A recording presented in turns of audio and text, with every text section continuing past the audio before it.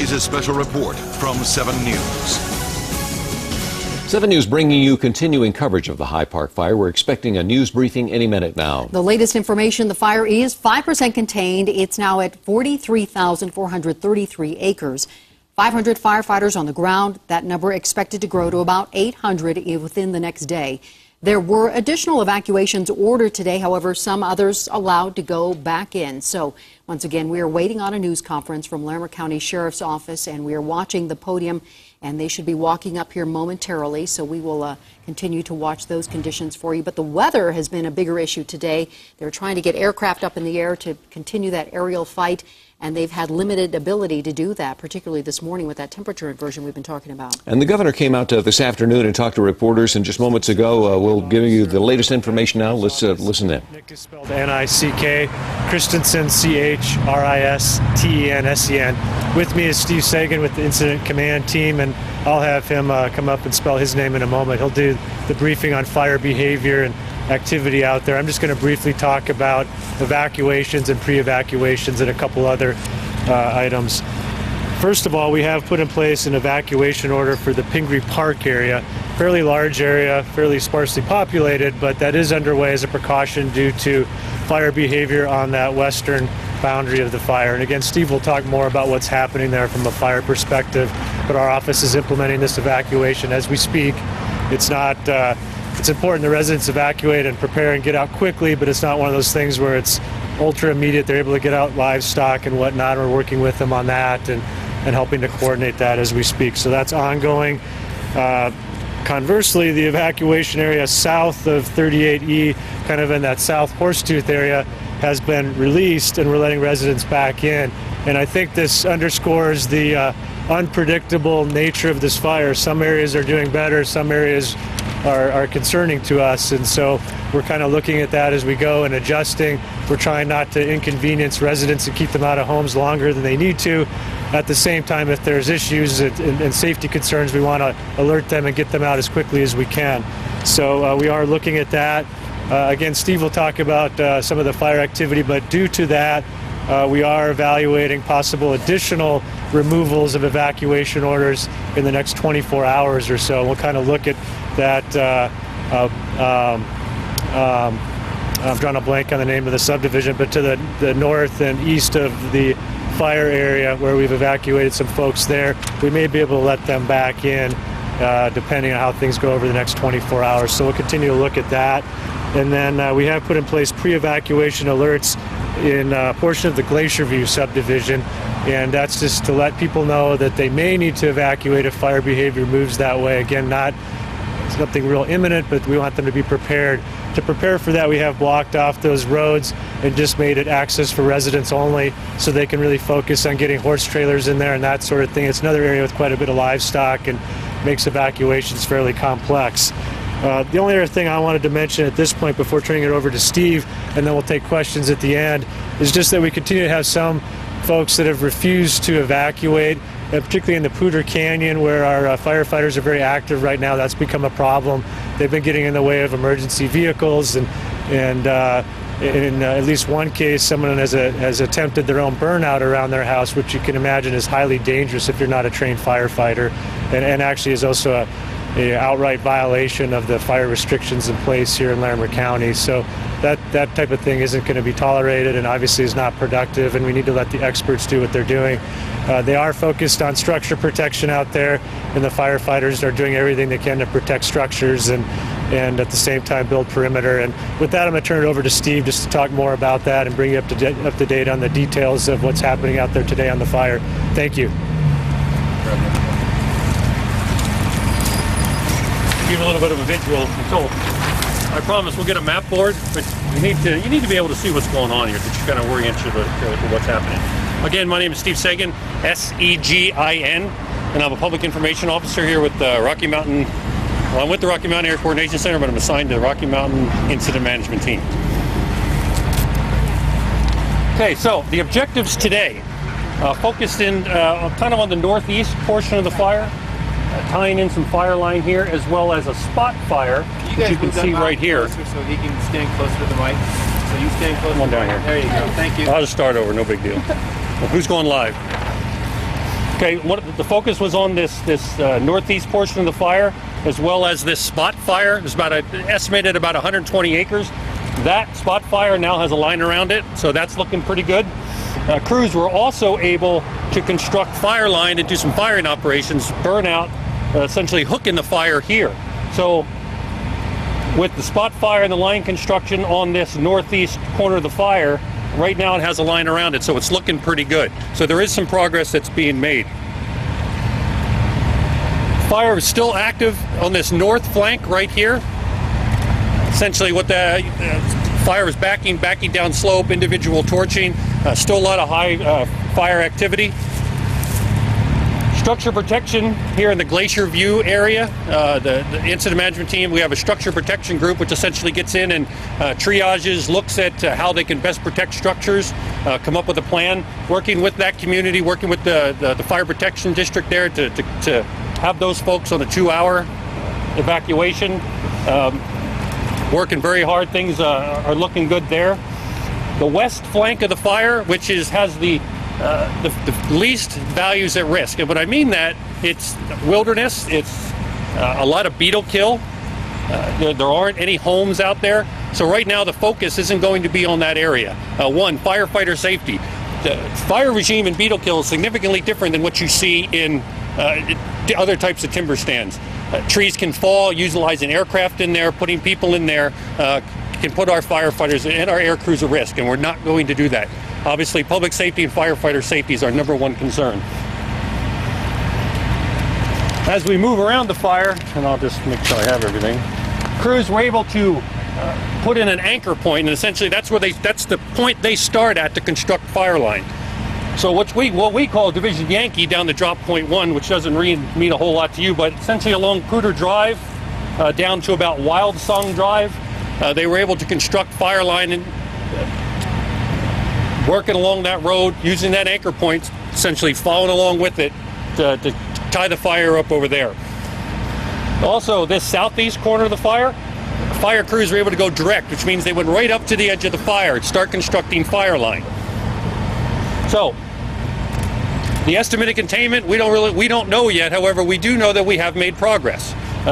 We haven't quite turned the corner yet on this, but crews have made progress. Fire line constructed, turned the northeast corner, the southeast, as well as working with communities on the northern area of the fire. Internally, in this area here, where the majority of the homes are, structure protection groups are still working very vigorously to protect those communities, protecting those homes. By this time tomorrow, we estimate that we'll have 34 crews, and those are 20-person crews, as well as 100 engines. Air resources continue to be available as needed. 5 heavy air tankers are at the Jefferson County Airport at the Jeffco Tanker Base, as well as 5 additional single-engine air tankers, which are here at Fort Collins, and numerous rotor wing or helicopter assets, as you can see, which are still operating on the fire. Like I mentioned, we haven't turned the corner yet on this. However, we have made progress, and it's going to be that way. It's a slow process as we get fire line constructed. We need to have favorable weather conditions. We've had that those last few days. The weather, although it's going to be warming and drying, we still had the opportunity for crews to get out there and construct fire line, and that's really what they need. And once you start building line, you can start tying it all together. Essentially, it's connecting the dots, dot to dot to dot. And before long, they will have a line around this fire at some point. We just don't know when it's going to be. Right now, we estimate there's crews is continuing to come in. 500 plus firefighters here assigned to this. More have been ordered. More will continue to show up. They're starting to allow those initial attack of those resources that were here on the first couple of days of fires to get off, to get rest, to get home and be prepared to protect their communities. That's what these incident management organizations, these teams do, is they come in here, alleviate the local resources, get this thing out as quick as possible, and get people home. So, what are your questions on the actions today?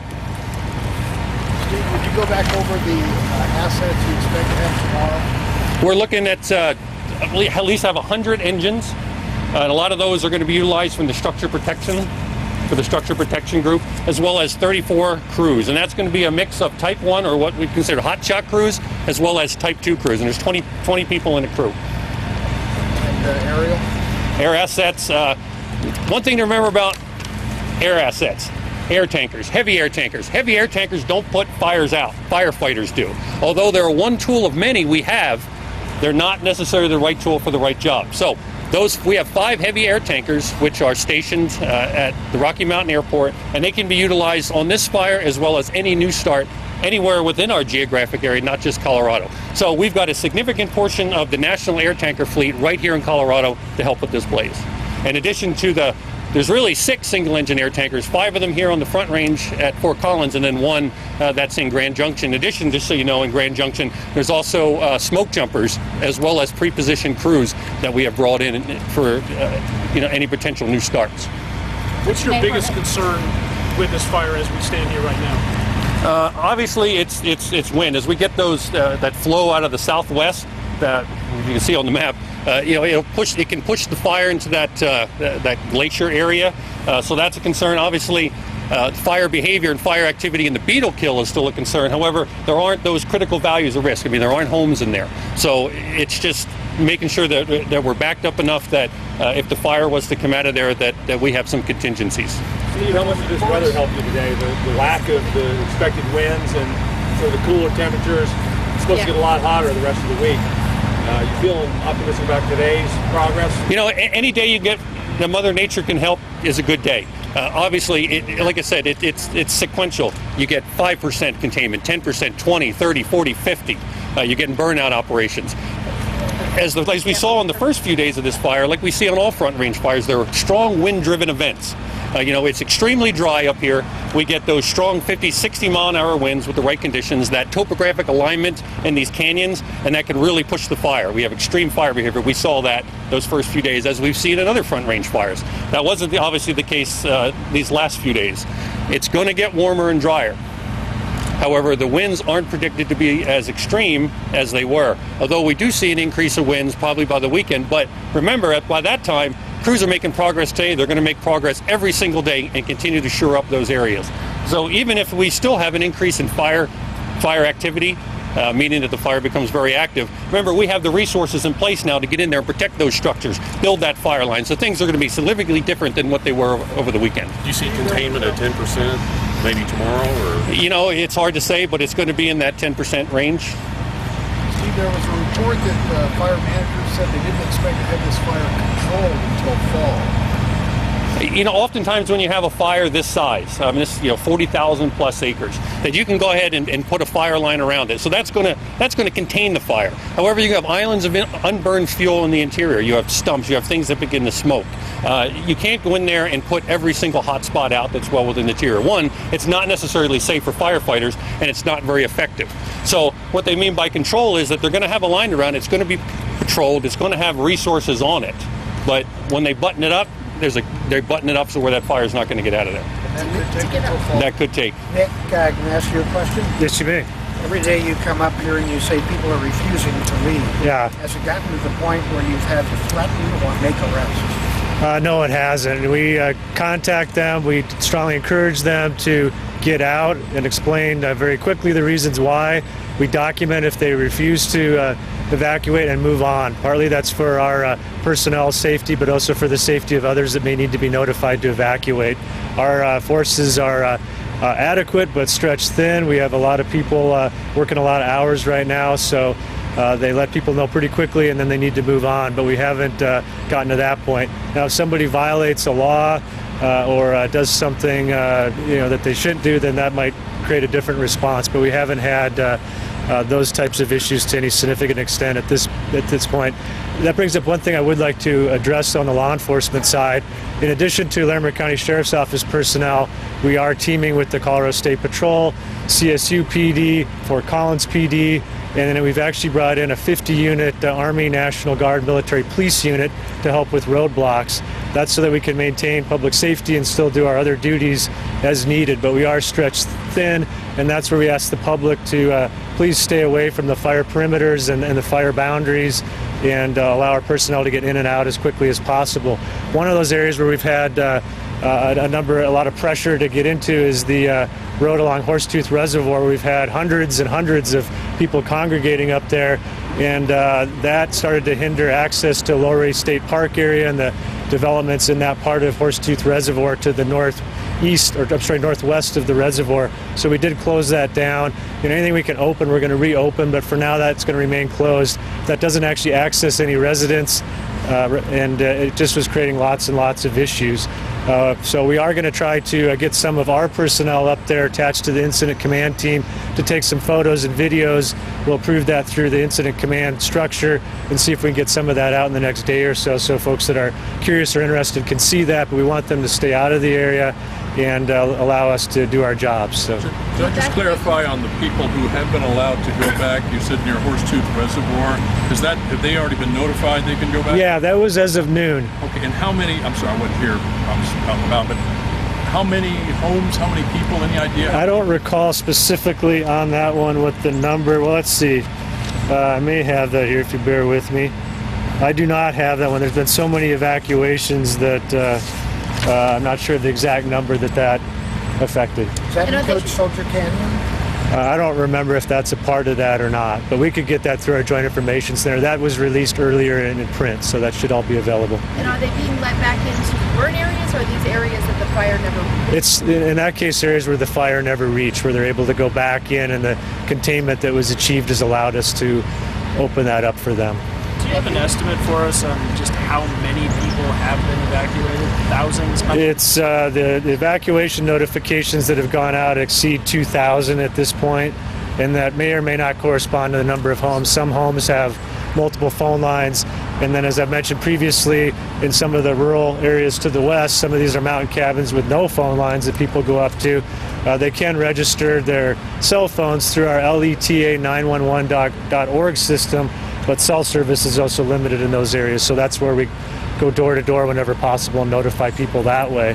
So I don't know an exact number of homes. There's really no way to count the individual people at this point, because some people may be second homes that aren't occupied, others have several, but probably in the thousands in terms of evacuations at this point, a couple thousand plus. Yes? Relative to the western edge, county roads, talking about safety, trucks and stuff on the roads, when you're evacuating those folks, back to the other questions, how much are you mandating that they do because of ingress and egress in that area? So twisty and turning and dirt roads and drop-offs to try to navigate with the trucks.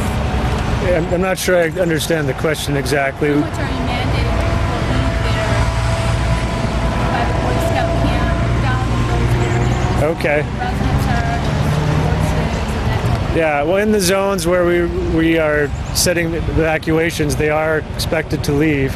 If they refuse, we move on and they're able to stay, but that creates a risky situation for themselves and the responders both. Has anybody been cited or arrested for those backfires you're talking about? I don't know at this time if that's the case. I don't know if you guys have information on that. I don't think so. I'm suspecting that our fire crews were probably very nearby and able to nip that in the bud before it was implemented in any significant way. I have a question for Steve. You had mentioned, I think as of yesterday, 100 homes or structures damaged or destroyed. Has that number gone up at all? And do you think that number is going to hold at 100? Or any homes or structures directly threatened right now? Right now we're in the process of working with the Sheriff's Office to assess that. Obviously, with a fire is very dynamic. It's changing, the perimeter's changing, it's moving. So getting in there and getting an accurate assessment is one of our high priorities, and that's what they're in the process of doing. What that final number will be, it's too soon to tell. I know, Nick, you've addressed that earlier as well. But if you guys had to make a guess, in the relative terms, would it be greater than that, significantly greater than that, or somewhere around that figure? Or do you have a sense yet from what you've gathered so far? Yeah, we just don't know beyond that at this point, and it's important to differentiate, I think, structures and residences, and that's one thing we need to determine with this assessment team too, is it a cabin, a home, or an outbuilding, and are they part of one property or multiple properties? And that takes some time working with the assessor's office and looking at platted lots and property ownership, and fairly lengthy process, and then getting people on the ground up there to determine what the situation is. At the same time, the fire is still very active, and there are homes that still need additional structure protection and that we're concerned about. So it's not necessarily a static situation at this point. did you say you have a containment figure today? No, we will not have a final. We will not have a containment figure until what they call the, as some of you are familiar, the 209 incident status summary. That's the official record that will be coming out here probably within the next few hours, and that's based on observations through the operations folks as well as other factors, and they'll come out with official containment. So you'll have that by the 8 o'clock briefing. Do you expect it to show some? Yes, we do expect some containment. What that number is, I don't know at this time. That containment line that you're talking about getting around the whole fire, with a fire this size, are we talking about days, weeks, months to get that cut? No, days, as in, I mean, days as in more than one, but, less than 14, depending on what the fire does, and I say that. We've had other large fires. Obviously, this is a very large fire, but you look at some of the fires we had in 2002. You had the Hayman fire, you had the Million fire, Missionary Ridge. Very, very large fires that we were able to get contained, but it just takes time. Obviously, it's not something you can just run in and do. It takes planning, and that's one of the key aspects of fighting wildfire is that you need to have a good, solid plan. So you need to step back, assess, see where your forces are going to be the most effective, figure out what areas have the greatest value, and then just start there. So it does take some time. When did the first citizen call come in about the fire? Do we know the earliest call? Yeah, I can address that. We were first notified about 6 a.m. Saturday morning to our Larimer County Sheriff's Office Dispatch Center. So no calls on Friday at all that we know of? No, we did have another smoke report, not in that exact same area, but in the general vicinity to the west in the mountains here. That's unfortunately fairly common this time of year. Some of them are unfounded. Some of them, we had a 30-foot by 30-foot fire in the last week or so as well that was instantly located and put out. So it's unfortunately a pretty common occurrence with the dry conditions we have and the wind conditions and whatnot. That's why there's fire restrictions in place in Larimer County and in the U.S. Forest. Crew come up and check that out too? Is that what the sequence was? On Saturday morning? Yeah, we immediately dispatched somebody from our office. Keep in mind, this is a rural area, mountainous terrain, very windy roads, but they were up there, I think, very quickly given all that. Approximately 7:15 to 7:30, they were in the area trying to scan the scene, looking for the location of the fire. Between then and 8 o'clock, they were able to determine that and actually called in a single engine air tanker by about 8 o'clock. The seat was not available till after 9. Just due to logistical issues, and was on scene. At that point, we already had a couple of acre fire going with, there's one of our helicopters now. I'll hold for a second here.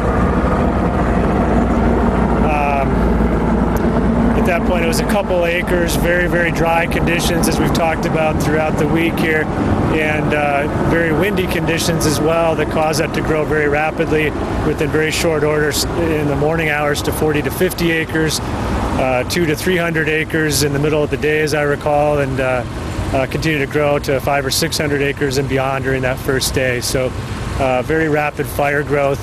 We were putting lots of resources on scene. Risk Canyon Fire is based up in that area, and they responded initially in that first couple of hour period and were on scene. And then once we realized the growth potential, deputies and others responded to start implementing evacuations in very short order as well. Did the volunteers get there around 7:15, or were they there soon? I don't know exactly when they would have gotten there, but probably within that probably 7 to 8 o'clock period, they were engaged at some point. Nick, you talked about cause and the big lightning bandies about possible cause. What evidence do you believe that's much likely cause? Well, the U.S. Forest Service has specialized investigators that look into this. They've actually completed that investigation and determined that the cause was in fact lightning and found the origin of the fire. Now, one thing with lightning that can occur is that doesn't even necessarily mean that lightning strike was Saturday when we had the smoke report and responded. It could have been the day before or potentially even somewhat longer ago in a remote area and smoldered for a while before it was noticed, and we responded to that.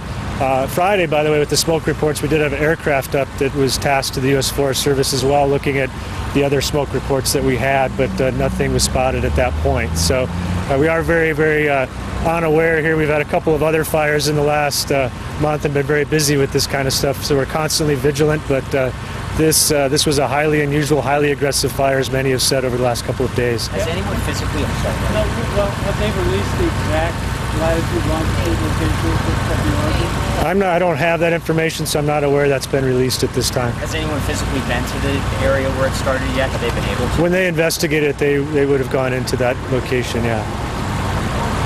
Steve, anything you want to add on any of this? Or? Okay. Anything else? We have to pretty much wrap up. We take one or two questions if there's anything else. Christensen, CHRISTENSEN. And Steve, would you mind spelling Thank you. again? Sure. Nick Christensen and Steve Sagan talking about what the very latest is on the fire, the High Park fire, and very interesting to find out Steve Sagan saying that we haven't quite turned a corner on this fire yet, but we are making some progress. They couldn't give us a containment number, but they tell us we'll get that tonight at 8 o'clock. But did give some indication that it could be veering towards the 10% figure of containment.